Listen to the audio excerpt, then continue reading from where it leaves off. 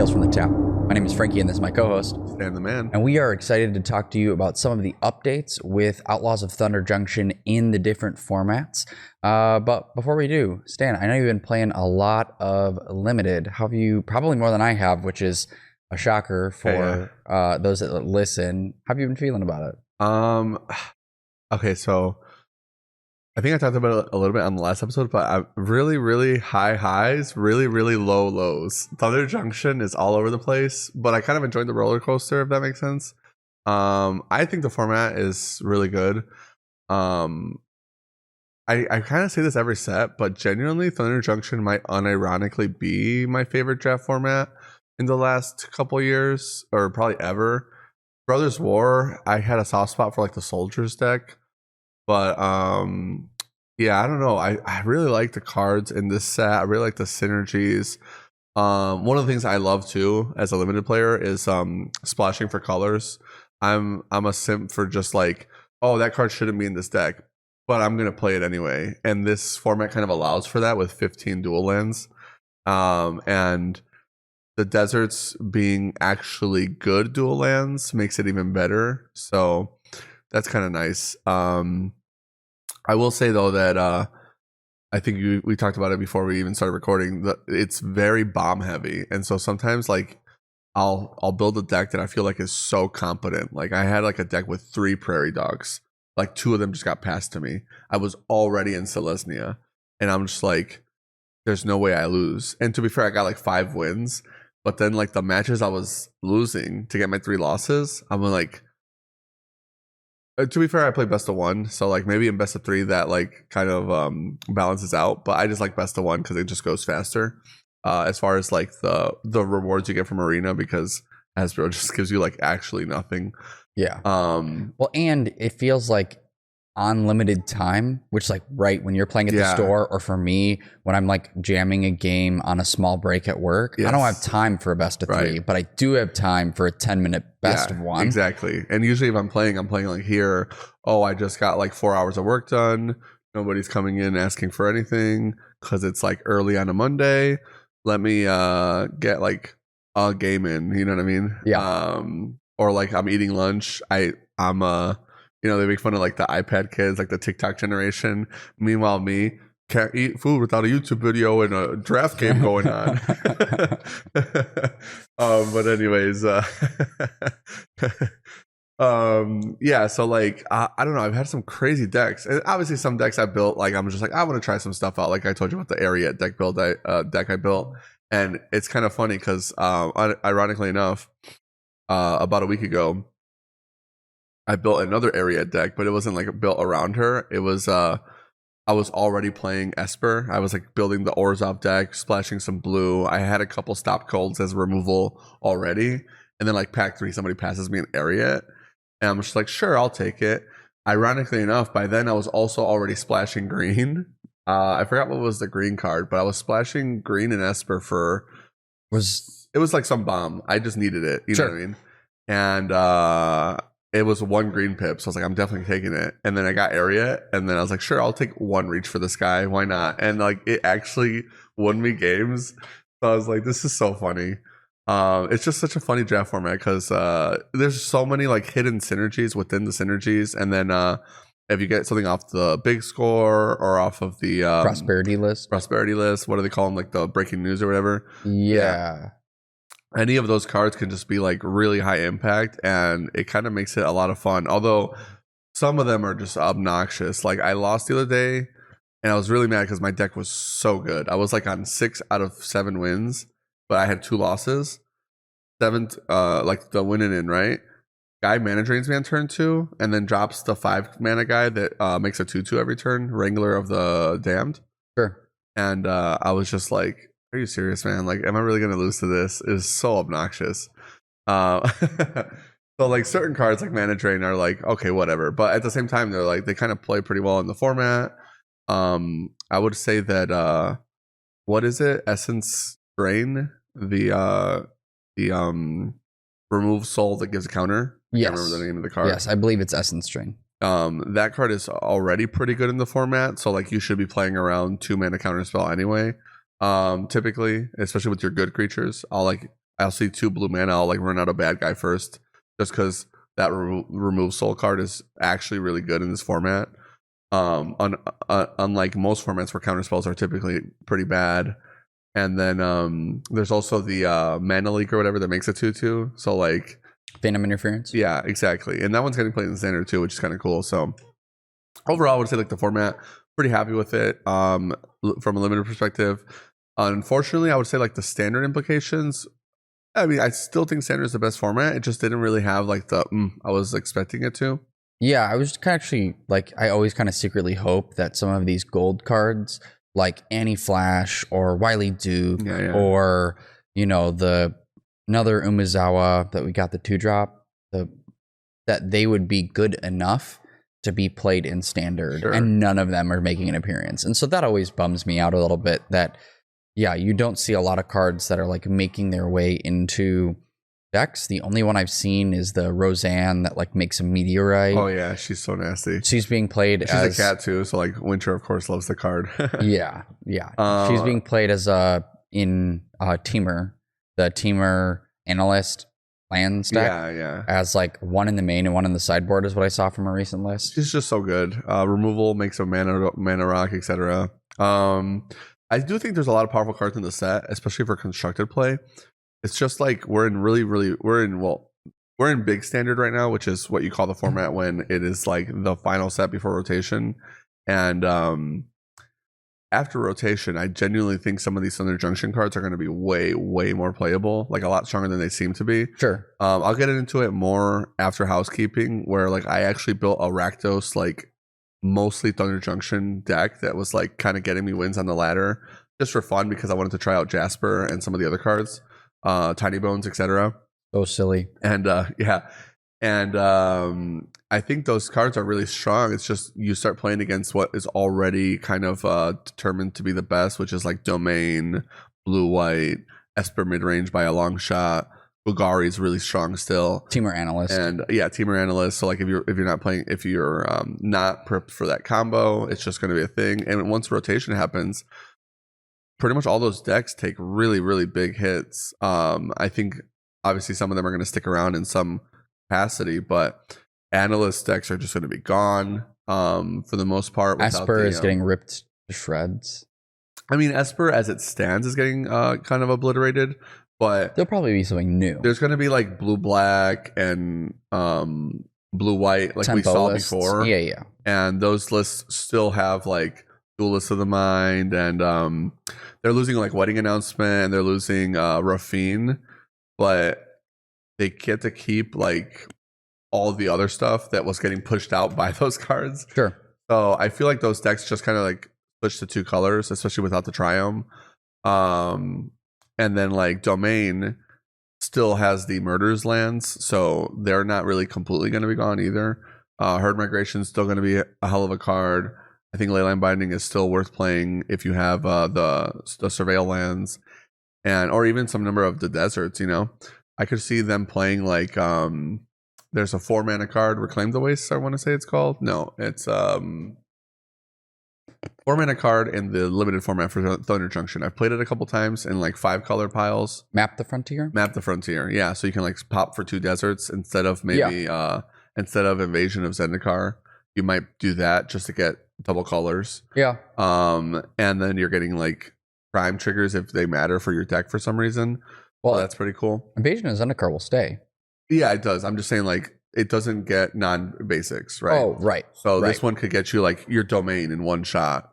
And maybe it's just like your 5th copy, because I've seen some Domain lists, they don't even play Invasion. I think I was playing a Pro Tour version that did really well, just to test out for energy, because they want me to play standard on teams. That's right. And there was no Invasions. It just had one, the Crimson Vow one that's like, look at the top 7 Cartographer's Survey or something like that. Oh, yeah. So like that card was really cool. And I was like, wait, where's the Invasions? None. Oh, okay. But it had way more removal. Like this guy had a long goodbye in his Domain deck, so like that's awesome. I was like, wow, this is kind of cool. Cooking. Exactly, yeah. So standard's like looking really cool. It's just I think Thunder Junction solidified the decks that were already good, and it kind of pushed out anything that was tier 2. So it was fun in Murders to like see those like, oh, Demir Reanimator, you know, and now it's like absolutely do not. Even like Mono Red and Boros Convoke are really, really hurting right now. It's just like play Esper, play Domain, even Blue Eye, which I really like. I would say is like competitively pushed out of the big three. And that kind of feels bad, but at the same time, it's like, well, rotation's coming up. Bloomburrow should be cool. Even if Bloomburrow isn't super interesting, I think we have enough interesting cards in the last 4 sets that without Crimson Vow, Midnight Hunt, and whatnot, that Standard will still be the best format objectively. But before we get into more of that stuff, we'll get into some quick housekeeping. Starting with actually our YouTube. If you guys are watching us here, please give us a like, comment, subscribe. Anything helps. Really appreciate it in the algorithm. Some of you might have already have been seeing that we have been doing Commander gameplay and recording our games here in the shop. We're actually going to be recording one pretty soon, and Frank and I started late as a result of me not being ready. So we're going to be playing pretty soon. If this episode ends up getting cut short, it's because we went to go play some Commander for you guys. And if you want to get on the wait list to join us for some Commander gameplay, or you want to have us play specific decks or specific Commander lists because you can't make it out to Chicagoland, then that's going to become a new Patreon incentive. It's going to get added to one of the tiers pretty soon. So keep an eye out for that. Anybody that's already on the Patreon. And if you're already subscribed and you've been with us since the beginning, don't worry about it. We'll definitely try to make you guys get on camera if you're in the area already. Sorry, Christian, whenever you get to Chicago. Also, if you want to support us, the best way is obviously the Patreon. It helps us keep the lights on and really does make a difference. We're trying to get better mics, better cameras, etc. for you guys. And shout out to Sal for letting us borrow the one that we have now. But as you guys saw last episode, sometimes it kind of creps out. And part of that is probably with our software and how strong my computer is. So any money that we get from the Patreon, usually we're just reinvesting it directly into the show for you guys, because we do this as a hobby and it's really just for the love of the sport. And we want to make sure we're giving you guys the best quality content we can. So maybe eventually one day we can afford a real editor, and you won't see like all my box / holding up my microphone setup or whatever. What's it called? I'll let Frank take over for the rest of the housekeeping, and then I'll let you guys know what my standard list looks like. Yeah.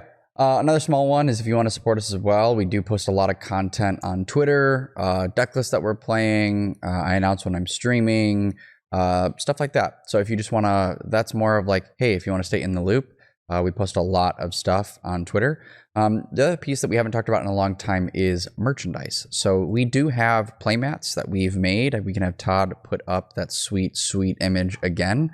And you can go ahead and order them on Boar's Hat Gaming's website if you'd like to have one of those. We also have a thread shop. We have a thread shop where you can purchase some of the different t-shirts that we have. All of our logos are on there. So if you want to support us in that way too, and you love the podcast, you can get some merch out of it as well. Yeah, if you've been to the shop, you might have seen me wearing some of our merch already. Like we have the Tales from the Tap logo. And then I have the Lethal Shove, which is like the Fatal Push guy falling over. And then I think I also have Experiment Juan, where it's just like the ooze but dancing with his sombrero on. So with the sombrero on. Super cool. But yeah, we got some really cool merch, and honestly pretty comfortable. I usually get kind of skeptical with these like websites where they're like, oh yeah, we'll make clothes for you, and it's like from China, and some poor kid is like making it. I'm like, come on, man, what is that about? But the shirts were actually really comfortable, and I don't think they were like pure cotton or anything like that, so that was pretty nice. But anyways, the last way you can support us is always joining the Discord. We're really active in there, and if you want to hang out with us, talk deck list, talk shop, whatever, we're actually pretty much in their team finding right now and posting all the deck lists for what we want to do for Pioneer RCQs. I've been asking people for some cool spice in standard, and as you've noticed, I haven't really been playing Pioneer RCQs since Frank's the one been talking about all his RCQs. I haven't been going just because I don't like any of the decks. And so like I'll be in the Discord like, who's got the cool deck yet? Like something that I want to play. I'm leaning Ace of Rare Rock, but we'll see how that goes. With all that being said, please have mercy on us. I'll get back into standard a little bit, and then we'll let Frank recap his RCQ before we get off. So back into standard or whatever. If you looked at the Pro Tour deck lists, gameplay was sweet, but like the decks were all over the place. Even like blue white control, it's like I feel like nobody can agree on a list. Sure. And so I'm like, man, I just like I'm just gonna take my old shell and just change it from there, because like nobody was playing Jaces. Some people were playing Chrome Host Seed Shark, but some people weren't. And as you guys know, I don't like Chrome Host Seed Shark personally. I think if you're gonna be playing like a bunch of field nukes, then don't also play a creature. But I don't know. It's just kind of where I'm at. I really prefer Jace as a win condition. But to your testament about Thunder Junction cards being powerful, I was like trying something out because somebody posted like a standard challenge 5-3 that was like Grixis. Oh, it was you. You posted the Grixis deck that was Grixis Crimes with Marchesa and Corpse Appraiser. Yeah, Corpse Appraiser. Yeah. And the reason why we wanted to try the deck out because we were like, oh, we miss Corpse Appraiser, we miss Grixis Midrange, which was like the best deck before March of the Machine, or after March of the Machine, before Murders or whatever. Yeah, it was before Fable got banned. Yeah, and then Grixis was such a good deck, and it kind of just like disappeared, and so we were like excited to see a new Grixis deck. I tried it out, and the crime mechanics was like really cool, but that deck list was like, there's a reason why that guy got those 3 losses. Let me just say, I was like, man, what? Some of the Nambos in here are just not. I'm not feeling it. So I tried it out with like a different Grixis version, and then I tried Jund instead, so I could play green and play like Glissa and Vraska and stuff like that, and really lean into the crimes. And then I was like, you know what? Let me get rid of all this stuff. Let me just do Rakdos. Let me just try that out, see how it goes. And I have the list if you guys want to try it out. It's really fun. Definitely tier 2 until rotation, but I'm going to try something like this out after rotation. I will say this: when I was playing online, in mid-range mirror matches, I was crushing people. I just could not beat like Sunfalls, unless I got like Obnix list, which I added as a result of all the Sunfalls. But just strictly Rakdos, Tiny Bones joins up, Tiny Bones, Vadmir. Those cards alone are just such a problem for people. You're like, discard a card, and then every turn I'm going to commit a crime. Most of your deck is legendary, and then Vadmir, if you know what that guy does, he's a black and 1 2-mana black creature 2/2.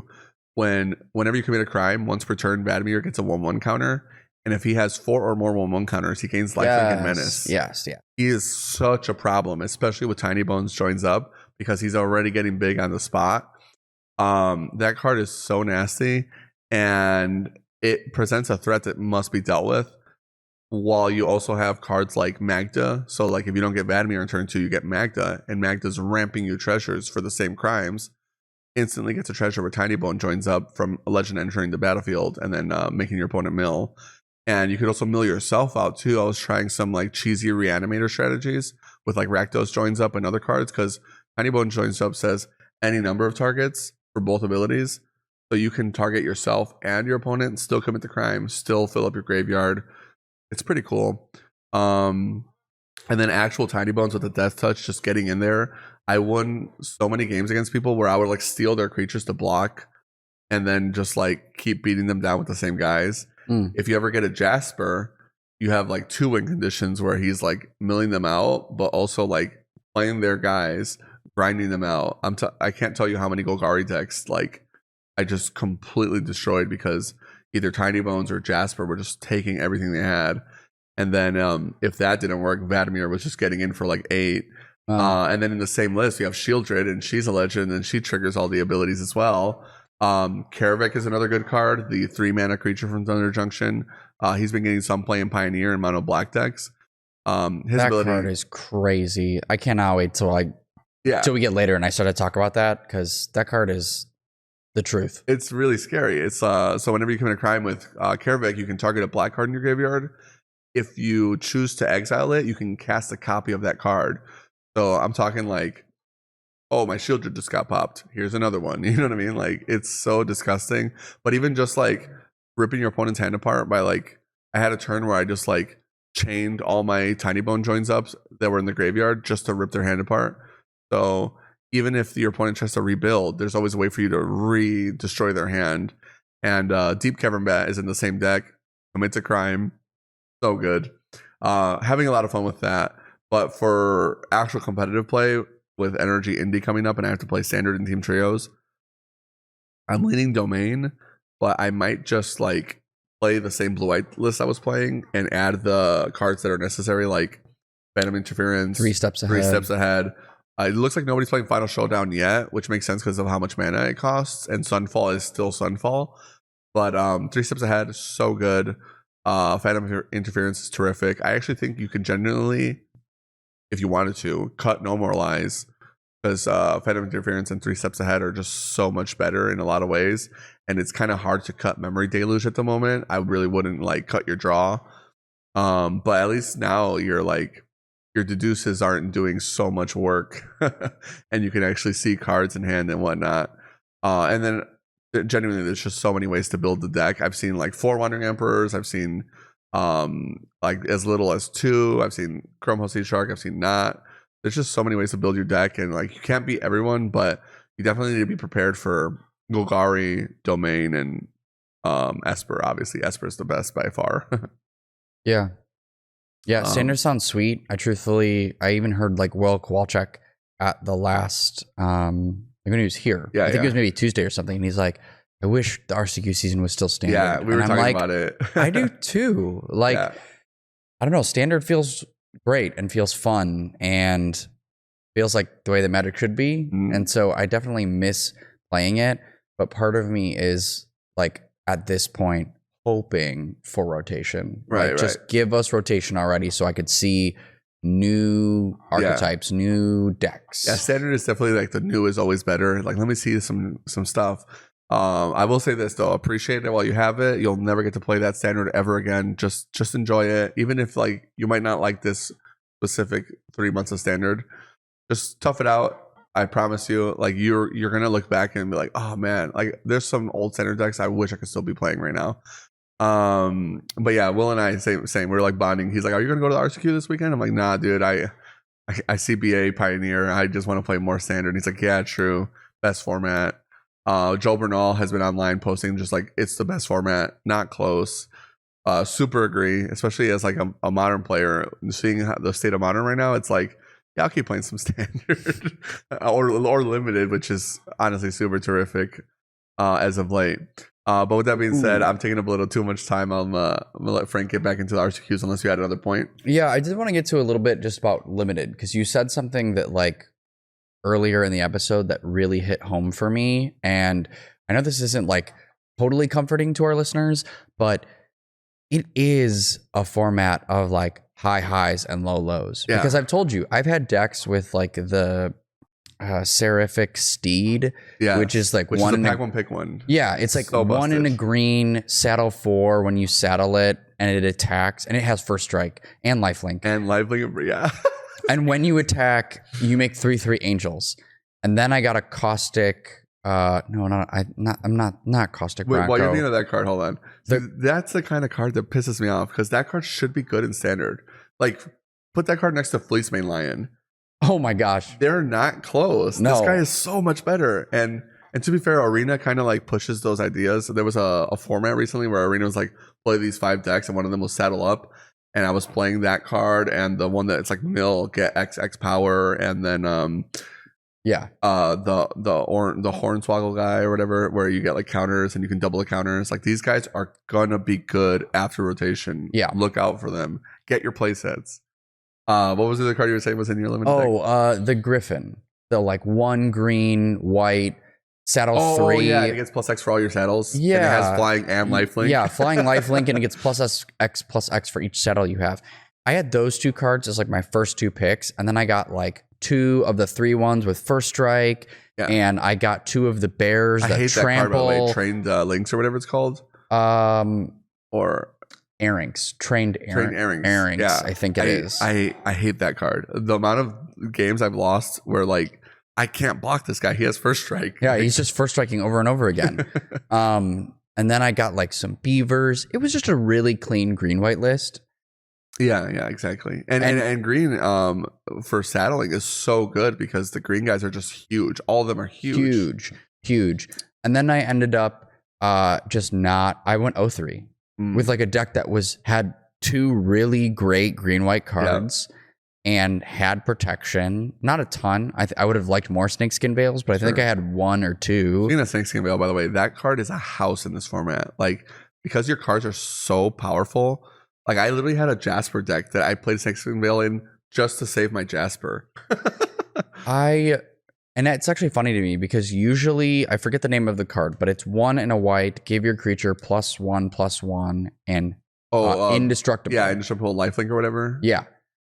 Normally, the last time we saw that card in a limited format, unplayable. No, it was a powerhouse. Oh, was it? It was so good. It was like I think it was in it might have been New Capenna that card was a similar card was being played, and it was I didn't play any New Capenna, so that sounds accurate. And it was like, oh, you have to play around like the fact that your opponent's going to use that and it's going to blow you out. But Snakeskin Veil is why that card in this format is not great, because you can do the same thing practically, just no lifelink for 1 mana. Well, the problem with that card I want to say is that it's 2 mana and then they're in the same colors. Because like I play that white card a lot when I'm playing Selesnya if I get the counters payoffs. Sure. Because that counter ends up mattering so many times with like Prairie Dog or the double counters guy, etc. If you have those guys, then it's even stronger. But yeah, Snakeskin Veil, like it's just honestly, both of them in the same deck though, like when you're playing Selesnya, it just feels so nasty. But that lifelink can also matter, but the 1-drop, like I've lost a lot of games to like they only have 1 green mana open. There's no way they got it. Yeah. I heard other podcasters talk about like we don't use the terms Prince and Pauper formats anymore because they feel outdated in ways to describe formats. But for this format specifically, they were like, this is the closest we felt to like being in a Prince format again. And it feels kind of like Cube. So like if I had one recommendation for like people who play limited and are playing this set, I'd say if you get a bomb, follow it. Just you have to play bombs and play answers to respond to your opponent's bombs. Yeah. You can't just like have synergies and think you're gonna cook because someone plays Rakdos the Muscle and you're like, oh, my clock is 2 turns from dead. Yeah. And it's indestructible practically. Yes. Then the key with that when saying, okay, this is a bombs heavy format and I need to have answers for my opponent's bombs, is that you have to really evaluate what a bomb is. Because like the example I gave earlier before the episode is like Marchesa. Really cool. Every time you commit a crime, you can like pay 1 and look at the top 2 and pick a card and then put it into your hand, the other into the graveyard. That's a good card. That's not a bomb. That's not winning you the game on the spot. That's not a card that's like, I describe these cards as like, if this card hits the battlefield, if I don't answer it quickly, I'm going to lose. Mm-hmm. And those cards are the cards that you want to like, oh, this is a card that I need to follow. That's how I would kind of describe, like, if I had a tip for the format, it's that. It's pick cards that like, oh, if my opponent doesn't answer this, I'm winning, like soon. Right, exactly. Like a good example, like Rakdos the Muscle he mentioned. There's another one. There's like a green creature on the big score. I think I already bitched about it before. It like dies, makes a copy of itself. Oh, the dinosaur. Yeah. Oh my! It's like a 7 mana green creature, and you would think, oh, 7 mana, that's way too much. No, if you see that guy, just draft them and then just switch to green. There's like a lot of cards that are just, but because there's so many bombs, there's just honestly, and then some bombs are better than others. Like if I have Jasper, which is like one of my favorite cards in the set, there's very little things that can like crush me. But if you're going over my head with trampled green creatures before I can stabilize, or even just like 1 removal spell and I couldn't play Snakeskin Veil and Rakdos, then you know what I mean? Like, got them. But at the same time, if because like I played against that green creature, I sort of got Tyrant. Vaultborn Tyrant. I killed it 3 times before I lost. I was like, you know, like it was like unreasonable. But the fact that he was able to reanimate it was like, okay, well, you know, that's a guy playing for his bomb. Well, and like with this set too, there's Badlands Revival, there's Back for More, there's Reanimate, and Rakdos joins up. There is a lot of ways. And Back for More. Like the Mourner's Sojourn or something. They're like 1 and a black, just grab it and put it into your hand, make a mercenary. That card is nasty. There's a lot of ways to reanimate in this format.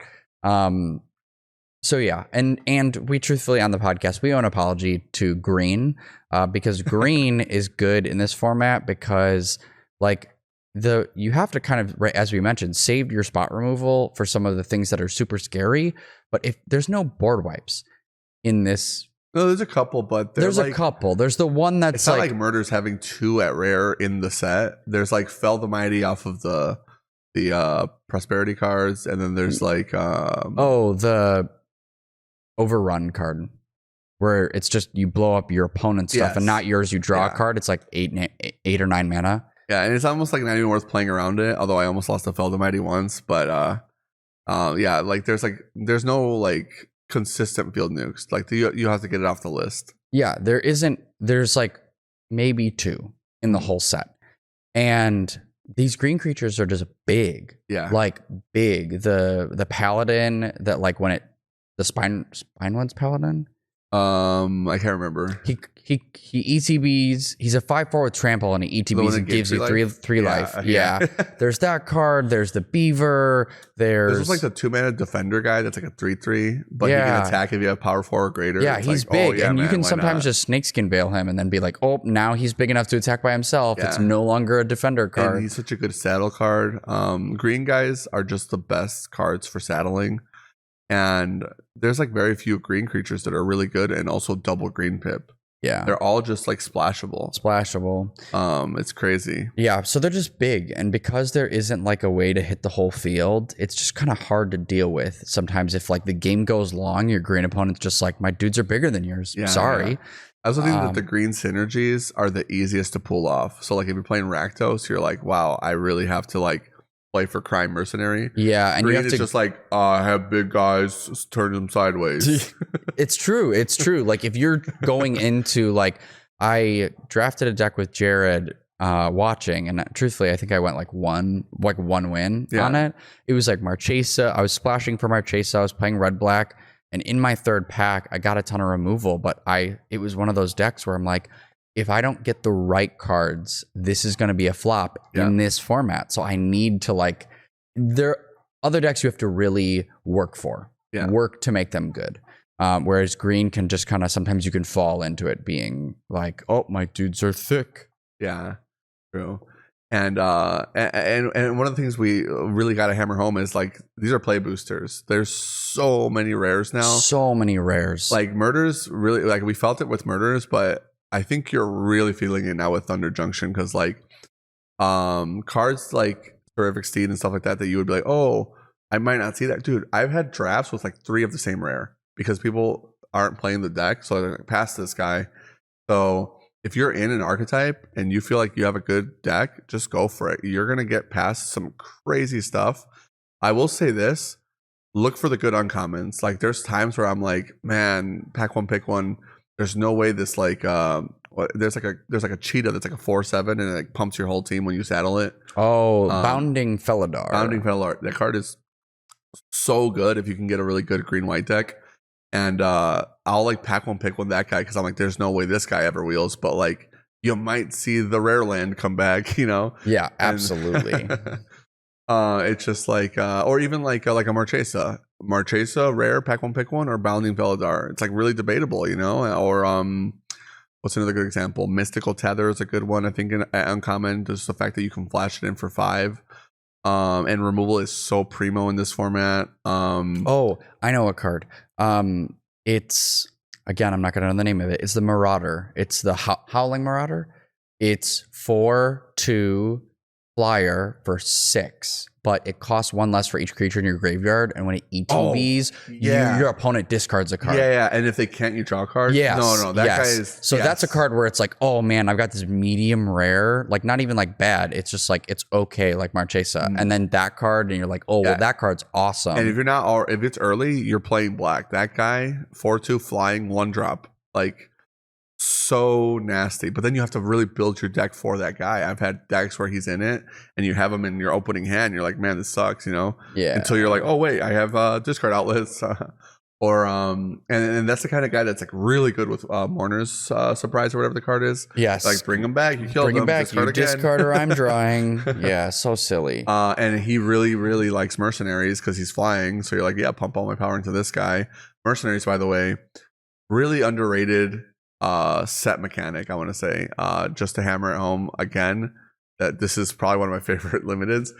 The whole, like, there's just so many secret synergies. The Mercenaries, we all thought like, oh, whatever, it's just a guy. But like the fact that they can toss their power around, it is really cute. It's just so like, oh, I can't really saddle this guy effectively. Oh wait, now I can. And then this guy's gonna attack for profit now because he has menace or first strike or whatever, and you can't block it properly just because I had a mercenary from some random uncommon I played earlier. My last game on that Marchesa deck, I was playing against a red black like Outlaws deck, and they dropped at knife point. Yeah. So then I was like, oh, everything's first striking. Okay, I'm just gonna scoop at like 12 because I can't block anything. Yeah. This is like ever. That knife point is disgusting. Those are the kind of cards you're just like, please pack one, pick one. Yeah, it's like good uncommons like at knife point or the black one that's like a draining gain for your Outlaws. Oh, I can't remember the name of it, but it's the same mana cost, 3 mana, but it's not Rakdos, it's just black. But cards like those uncommons are the ones that you gotta really keep your eyes peeled for. Some of these rares are like, hey, honestly, if they're not like bomb rares or like Seraphic Steed or stuff that's like, this is so good and so good in this archetype, then just skip it for the good uncommon or removal spell. Like you really can't have enough removal in this format.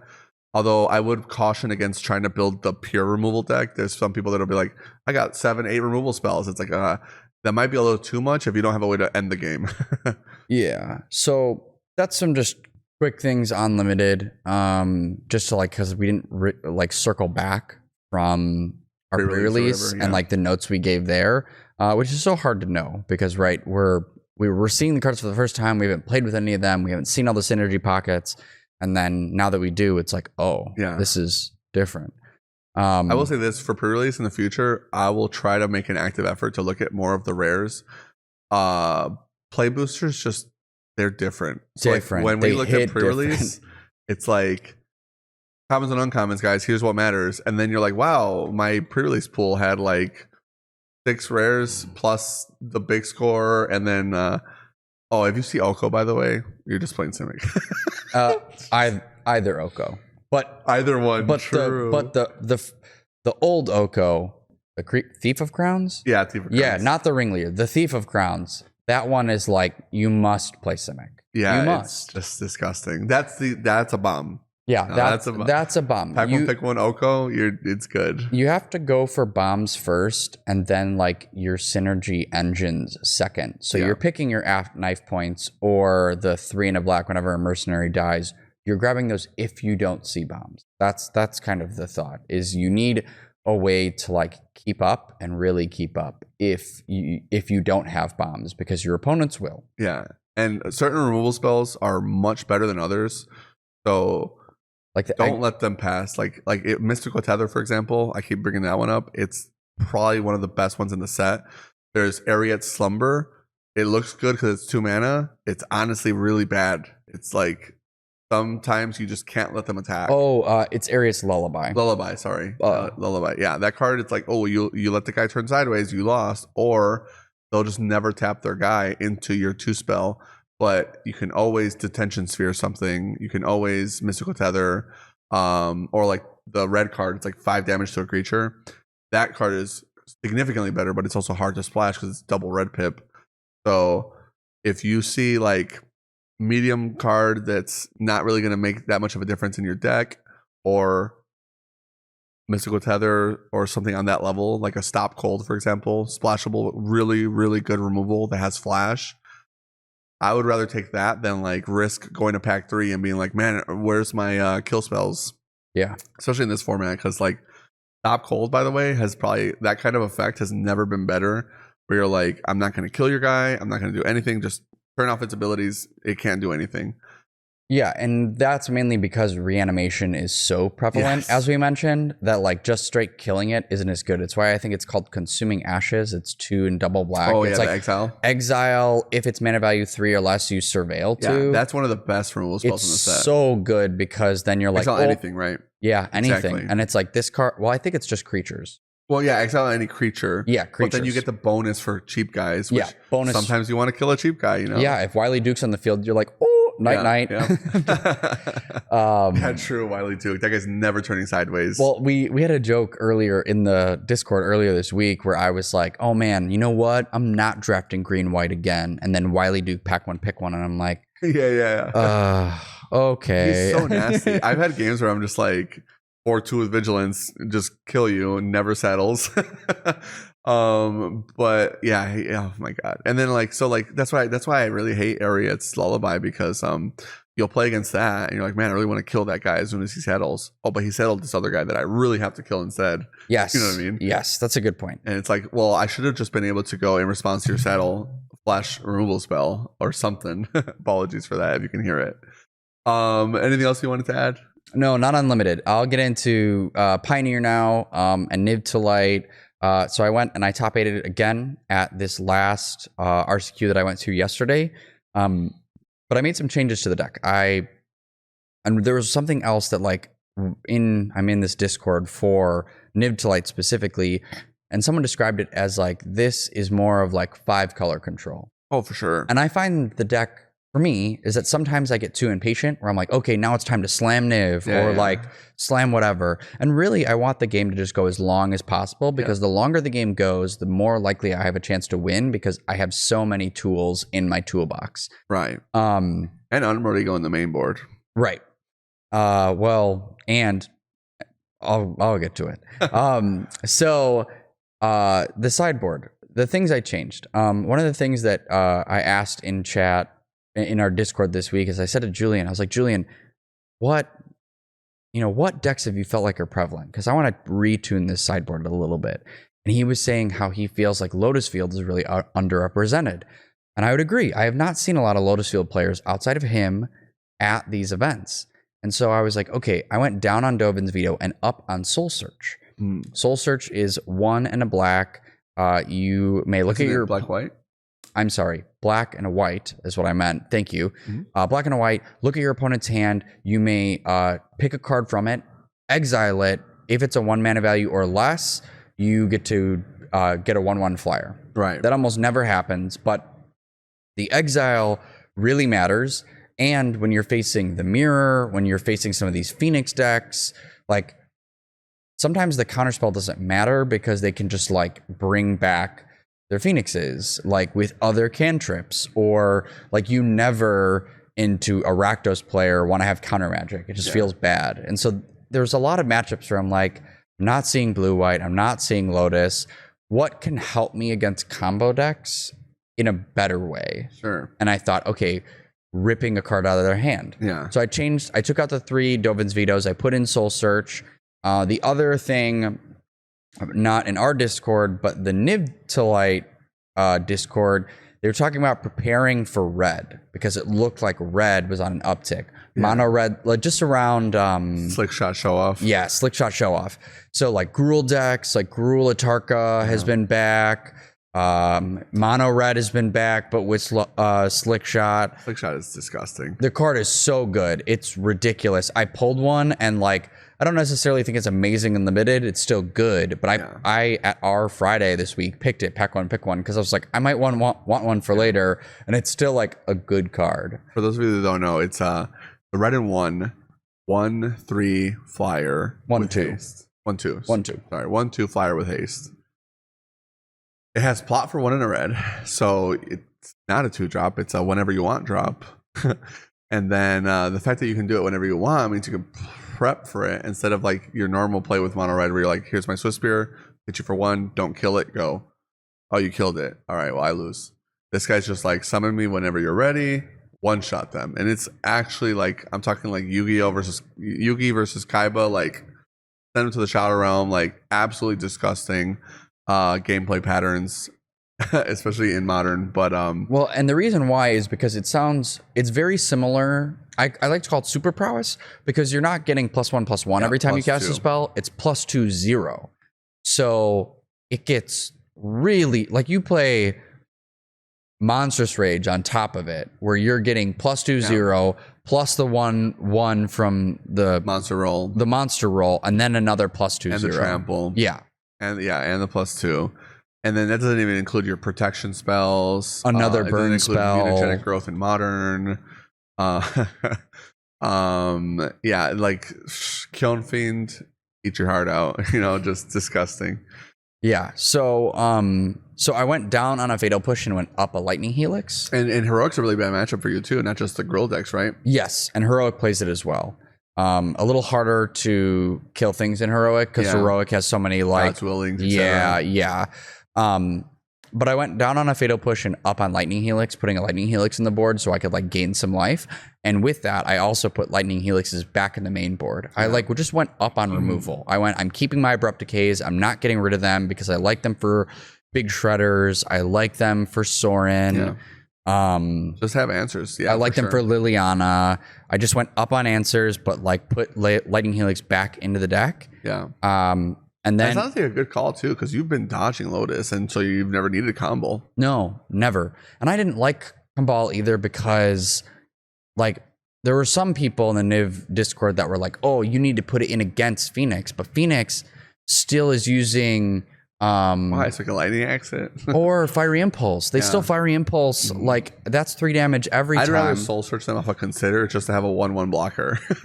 Combo. It's so bad. He only ever gains you 4 life at most, at most. And it doesn't really slow them down. They could probably just honestly. Well, they keep Fiery Impulse to try and double shoot Niv. Yeah. And so because I'm they're not citing that out, he dies so easily. I didn't want him anymore. Mm-hmm. And one of the things that we did say, at least here in the Chicagoland area, there are more mid-range players. There's a lot of Phoenix and there's a lot of mid-range, a lot of control. People really want to feel like they're in control of their destiny in this area as a result of players just being so good. So. Yeah, and Rakdos Vampires, I've seen a ton of that, and that was true yesterday as well too. Yeah. And so instead of I didn't remove Culling Ritual because I still wanted it for Amalia, which is the right choice because Amalia was out in force yesterday. Yeah. I've not seen. We talked about it. We're like, oh man, there's not a lot of Amalia players. There was no Amalia at RCQ, but that was the anomaly. And there were 4 or 5. 4. Well, I didn't see a ton. I think at Griffo Nest. But then yesterday there was 4, half the room was Amalia. Yeah. And I was and I won twice. That must suck for them. The mirror match is so cringe. Not good.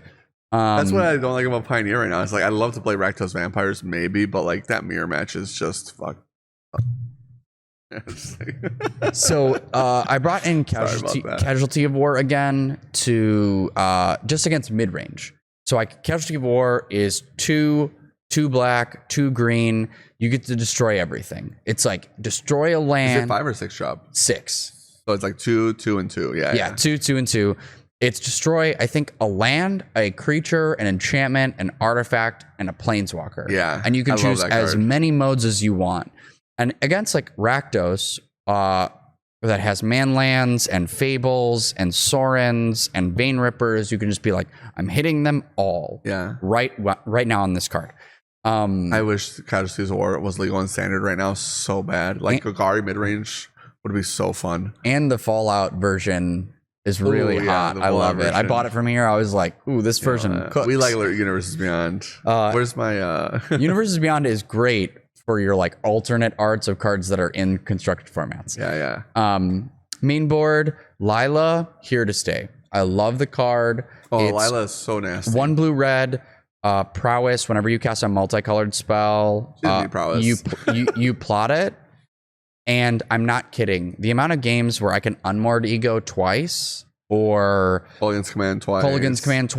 Well, Culligan's Command with her out on the field is basically a loop. Yeah. Because you're cool. I'm going to, and I had it against a mono black opponent where I made them discard and it was control, not waste not. I made them discard a card. I rebought Niv and then plotted it. And then they killed Lila. And I was cool, I'm going to rebuy Lila and make you discard again. It was awesome. Yeah, and she's the true slick shot. Isn't that her name or whatever? Slick shot show up? No. We're here for Lila. Yeah, it's like Lila, like renowned slick shot or something. Yeah, like that. it's like she's never. remember. It's something about her never losing. Yeah, never didn't have it. I love her. She's Yeah. awesome. And being able to like other cards too, like Abrupt Decay Lightning or Helix, like Lightning 2 Helix for the cost of 1. Yeah. The fact that you're plotting them and it's not like a Snapcaster mage, like cast a card again, exile it. Yeah. That she is really gross. Undefeated slick shot. Undefeated slick shot. Yeah. Undefeated slick Yeah, shot. she's never not had it. Yeah, she went in over Wandering Mind. Wandering Mind is better in some instances because you have the ability to like grab. You could grab a card that like you needed.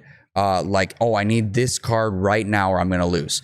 Wandering Mind in that scenario is better, but but Wandering Mind always just felt like is it, and it draws a card off the top 6. Yeah, it's like the floor is better with Wandering Mind, but the ceiling is better with Lila. And so in that instance, I've liked Lila more. And I think as your deck gets better because more cards enter the format, Lila's just gonna eclipse this guy. Yeah, and so I've liked that change a lot. I brought in an additional Omnath again to prepare, like up to 3 again, to prepare for the red decks, because Omnath drove the game against mono red when I was trying to be able to ID. It was when I faced the guy who was 3-0. He was on mono red. I was 201.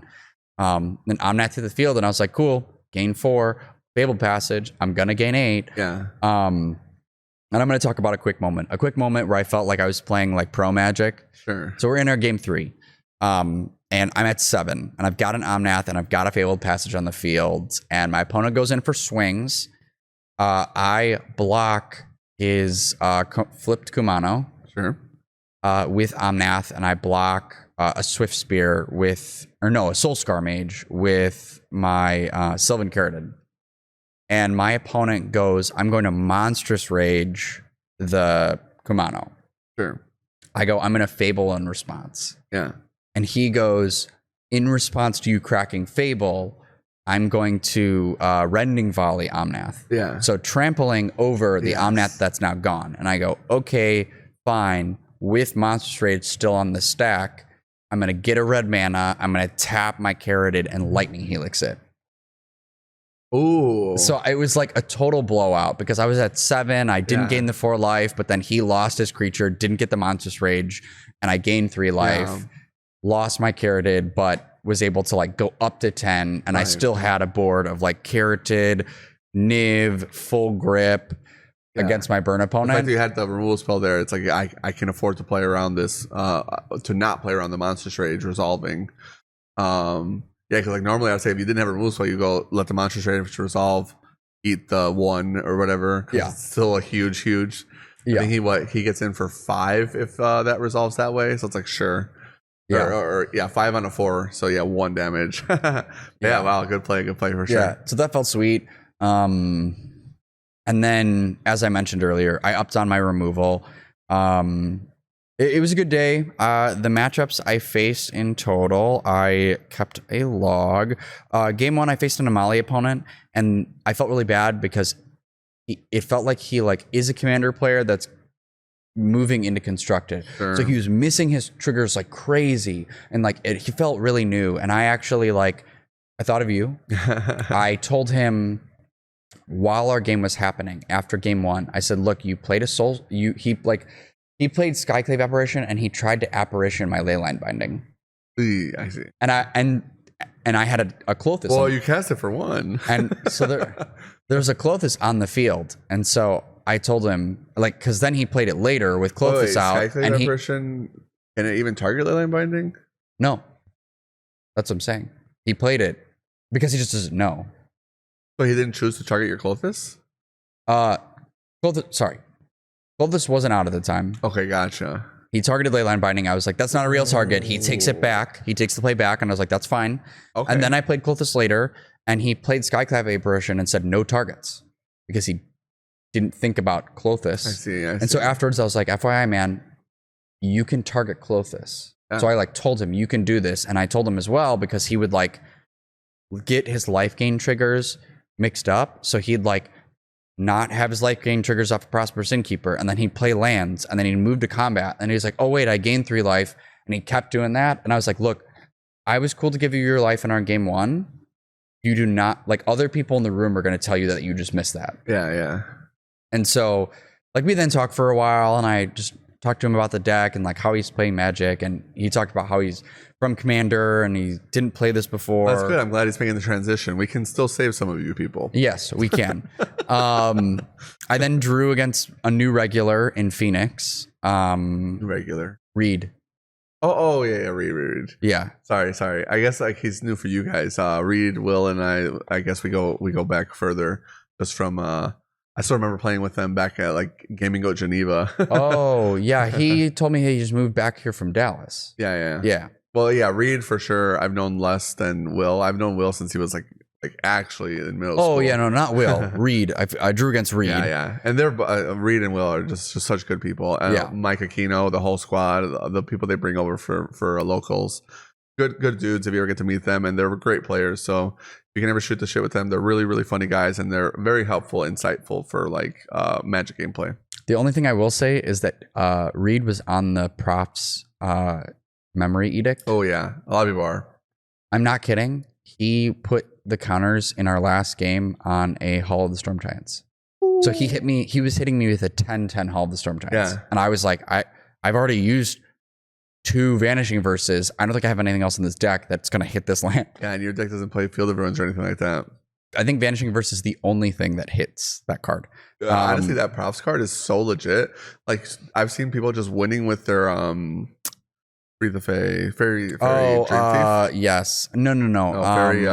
You're thinking the Fairy Dream Thief is the black one. The black one, yeah. It's the Picklock Prankster. Picklock Prankster, yeah. Picklock Prankster, Flying Vigilance, put in all the counters on that guy.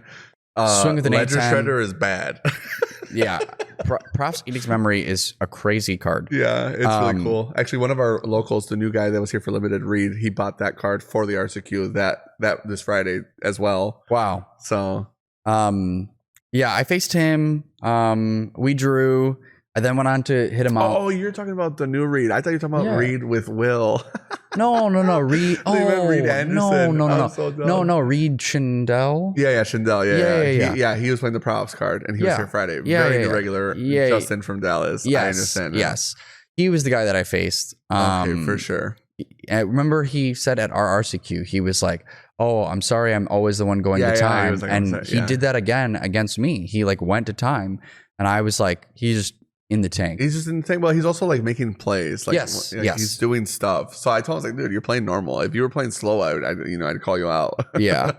I then faced Amalia 1 in 3. I had my Amalia opponent actually very funny in game 2. Only had a couple cards left in deck because like they ran out the combo. I killed everything, and they probably had like 10 cards left in deck or something. And I went to eat. They're at 81 life. I ego out Aetherflux Reservoir because I'm like, I think I'm in a position of like, I don't care if Amalia hits again. Yeah. I take Reservoir out of the deck and they scoop at like 81 life. Ooh. We go to the next game and they just drew only lands. They just had. Well, that's what the deck's susceptible to do. It just happens. Yeah, it was like they played a Skyclave Apparition, a Archon of Emeria, and like a Prosperous Innkeeper, and then just like didn't draw tutors, didn't draw anything else. And so I was just like, cool, destroy, and then just lands. Okay, I'm Niv. Yeah. Get in there. Which that deck is a deck that like is hard to play into. Right. Like like they can just quickly win. Yeah, so the deck looks like it doesn't do anything until it one-shots you. Right. Then I played against Burn, and we talked about that matchup. And then Drew ended up losing to Rona combo. Yeah, Rona combo. And Rona combo feels... Talk about a deck you're not prepping for. No. I checked on Goldfish like before our games because I saw that like we had a 5-minute break. We didn't even make it on the sideboard guide. No, we had a 5-minute break for pairings. Yeah. Like they paired the round, or like they saw, hey, these are top 8. And I'm like, okay, I'm number 4. I'm going to face number 5. It's the Rona player. Cool. And I'm looking up the deck list and I'm like, I'm not kidding. I had to scroll like so far to even see page that deck. 2. Yeah. It was like way past page 2. It was like page 3. And it was like below like Esper Control or something, which is like not played at all. Yeah. And And that deck feels really good now that they're playing Sylvan Caryatid and they have the ability to like just, I'm going to exile my Caryatid to go get a Traxa. Yeah. You can't target it. Right, with Luca, exactly. Yeah. So unless you're board wiping or making them the edict Luca it. transmogrify for the Atrexa off of a guy with hexproof, and then just like, I'm going to combo you next turn. Also, I have an Atrexa, so like, oh man. And then Rona, if she ever flips, she's really gross. Yeah. We ended up having a really grindy game one. I'm not kidding. They had 2 cards left in library because I just like, I killed both Atraxas. I exiled every single Rona that hit the field, Vanishing Verse out of the deck, even after they were reanimated. Like I killed them a few times with like Abrupt Decays and Lightning Helixes, but like I eventually exiled all of them. Yeah. And just got there. And I was like, oh my gosh, I'm up a game on Rona combo. Yeah. And then game 2, they like turn 3 or 4, whatever it is, comboed. And I was like, okay, go to the next game. And similar thing. I like mulled, went to 6, just had Bring to Light and Fable, and was like, I'm not mulling to 5 against my combo opponent that just kept a full grip. Right. Drew removal for the first Rona, got rid of it, played Niv, got a big hand, tried to soul search. They countered it with a negate. Yeah. Immediately comboed the next turn. And I was like, well, that's... And they won the tournament. They unfortunately... unfortunately for them, unfortunate for our buddy Will, who ended up making it to the finals. And it wasn't a 2 slot. And it was a 1 slot. No pins. Yeah, no pins. Oh, man. Yeah, no pins. That's how you know the difference, just so you know. Well, and it's a store that I truthfully would probably never go to again. Ouch. It's in Wicker Park. Wicker Park. I don't know. That's Chicago somewhere. Yeah, it's Chicago, but like there's no parking. Sure. The no owner, park. God damn. like really, I'm like I did paid parking and I re-upped my parking like 3 times. So I paid like $15 to park because I'm re-upping it. I then found a spot after searching for 30 minutes of a round. The one round I had a break, so I didn't get to eat. And when I asked the guy like, oh, where should I park? He said, you can go park on Augusta, but you know, it should be free parking there. But if it's not, I'm sorry. And I'm like, this is your store. Yeah. You should know exactly where we should go. Yeah. Because you want us here. Right. That blew my mind. And then as it was ending, like our game 1 against that opponent where he almost milled himself with Tyvars, like down to 2 cards. He didn't watch the game at all, comes up to us after the game and sits down and goes, hey, I'm going to ask you guys to play a little faster because the rest of them are going to want to like, you know, play Magic. And I was like, I told him, I joked. I was like, you know, I wanted to play slower. Like said something off the cuff like that. And then after he comboed me game 2, because he came back for game 3, he's like, oh, I hope he combos you again. And I was like, you're not only the store owner, which is fine. As a store owner, I think it's okay to say that. But he was the L2 judge as well. And I'm like, you can't, as a judge, say that to me. Like, you can't tell me, I hope your opponent combos you here. Because... Which is awkward. I'm tired of waiting. Like, I was like, okay. Yeah. You're making my day longer that I chose to do. Right. Yeah. Yes, exactly. It's so funny. Man. That is kind of awkward because, like, I know a lot of times I'll give people shit here, but like I'm doing it in like a comedy kind of way, and then usually people are laughing or having a good time, but I really go out of my way as a store owner to like make sure people here are having a good time. So like to see stuff like that, I'm like, oh well, you know what? I'm not gonna complain if your store sucks because you know you want it that way. Yeah, I'm just gonna send people to the stores that don't suck. Yeah, it's more of like if I have nothing to do, I'd go again, but it's kind of like Game Time or the one in the Wand. Oh, Game Storm. Yeah. I got a lot of people complaining about Game Storm, which there was one. I'm friends with John on Facebook. He's a nice guy, but I don't know. I guess people don't like it there or something. There's one next weekend, and I like, you know, it's Mother's Day weekend, and so I have to see both families, and I'm like, well, maybe if we're gonna do something with her family on Saturday, I'm just not gonna go to the tournament. Sure. And I don't feel like, well, I never go out there because it's so far for me. But I've heard from people that the prices, I guess, are just too high. Oh, I didn't buy any product, but this is what else. I mean, I went to buy like a Slim Jim or something and like a water, and they had a $5 minimum. And so I went to buy a pack, and I did think the pack was like $6. I think yours are at like $4.99 for some of them, and I paid $6.99 for like a normal pack, and I was like, that's like $7. Yeah. Yeah. So it's like $6 for play boosters is pretty standard, I think, everywhere now. But it's just, it is what it is, inflation, you know. But $7 for a pack, unless it's like a fancy pack, is kind of, I guess, a little bit up. But I think for like packs and stuff like that, it is what it is. From what I heard, it was like singles. Like a card would be like $20 on TCG Player, and maybe I charge like 21 or 22, maybe, or maybe I charge 18 or 19. Who knows? I'm usually pretty like around the ballpark, but I guess he was charging like 50% more. Like he was like page 2 on TCG Player. Sure. That was the complaint I kept getting from people, and I was like, well, then just don't buy the singles there. I don't know. Yeah, my problem with the store when I went was more along the lines of, hey, like this store's pretty clean, right? Table space is free. They're like all of the product is out in like a nice way. Sure. It looked like a hoarder store. Like like you walk in and there's tower of product all around you. That's how, and you're I feel at First Aid Comics. Yeah, and so you're like kind of like the other. You know, that's how I used to feel at the Gaming Goat too. When I would run that shop. Yes. Oh my god. Yes. And I hate it because I'd be running like 50-man moderns when I worked for Jeff, and I was like, dude, why do people have to like I literally Mike Struck one time was like, when I worked there, he was like bitching me out because he like ripped his shirt walking past one of like the gondolas or whatever. And I was like, well, what do you want me to do, man? I'll buy you a new shirt or something. Like, I'll take it out of the register. Jeez. And he was like, hey man, sorry, I know it's not your fault. And I was like, it's cool. I was like, you went full Karen on me, bro. Like, I'm not the owner here. Yeah. The other problem I had was like when the round would, like most judges, and staff, when the next round starts, they announce it to everyone. Like they say, hey, round 3 has started. Did not do that. They would just, and I'm not kidding, they would not wait till people were sitting. They would start, like the round would end. They would push go, and they'd push go on the clock immediately. So my game clock would start before I even got to my seat, which I think is super cringe. I think that's also like technically improper tournament structure. I agree. Think you're supposed to.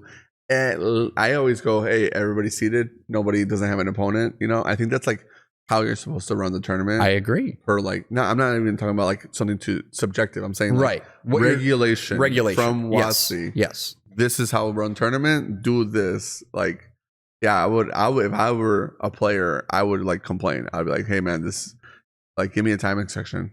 And if he doesn't, then that's when you go to Kai or somebody and you go, hey, I'd like to file an incident report or something. One of the judges was like an employee there. It wasn't like, I don't think it was a sanctioned judge.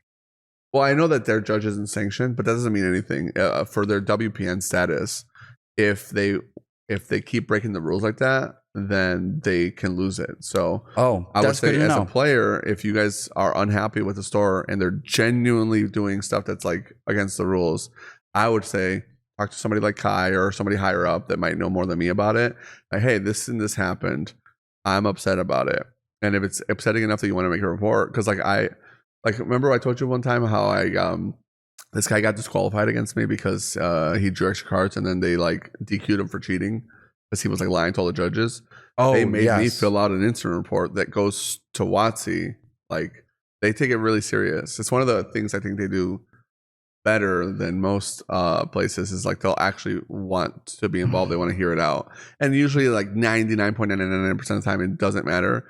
But like if a store is genuinely like doing something wrong or some sus stuff, or you have any reason to feel suspicious, like people, I've seen people get banned for like how they do like the pairings. You know what I mean? Like they're like, oh, let's repair it. I didn't like who I got there. You know what I mean? Yeah. And it's like, So I mean, that's why, honestly, that's why EventLink doesn't let us do manual pairings. It's because people would do that, and it's like, cool, but what about when we're doing casual tournaments and somebody shows up late?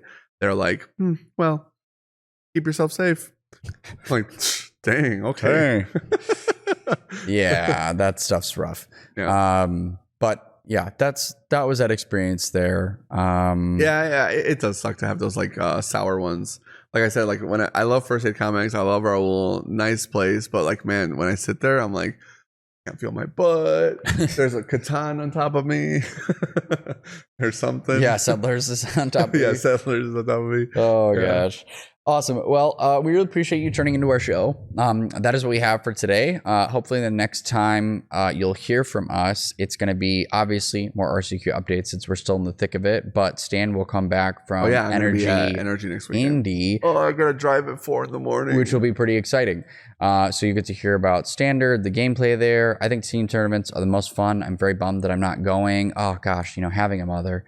Frank made me go just to cancel me because of his mom. Yeah. I don't want to go. I want to see my mom. Anyways, shout outs to Boar's Head Gaming. If you guys want to ever get your product, we will ship it to you. Check out our website. New products coming out all the time. Pre-order Bloomberg, pre-order Modern Horizons. Ask us for tokens. We love seeing the order notes with people. We've actually been getting some people from out of state, a bunch of you guys asking for tokens and stuff. So I'm always happy to hook you guys up. And we love the support. So we really are grateful. And then shout outs to Todd as well for doing our editing and adding all the photos and stuff for free. He does that on his own time for you guys, just because he also wants the quality to look good. And shout out to MTG Chicago and our buddy Sal letting us borrow the cameras, records all the local gameplay here. I might actually start recording the RCQs pretty soon. We'll see how it goes. But we're also recording non-MTG gameplay for the Boar's Hat Gaming website or YouTube channel. But for Sal's channel, he gets all of our weekly MTG gameplay, and we use his cameras here. So if you want to get on camera, come through, ask, show me a cool deck. And he does all our thumbnails as well. That's true. Which we appreciate too. And we'll take a photo right now. And then lastly, shout out to Nancy Steroids for our intro and outro music. Please go ahead and check him out on Spotify. He's always releasing new stuff. He's also the music that I use when I stream. So really appreciate to him for all of that work. Yeah, Nancy Steroids, good music. And he keeps saying that his numbers are going up. So you guys have been checking him out.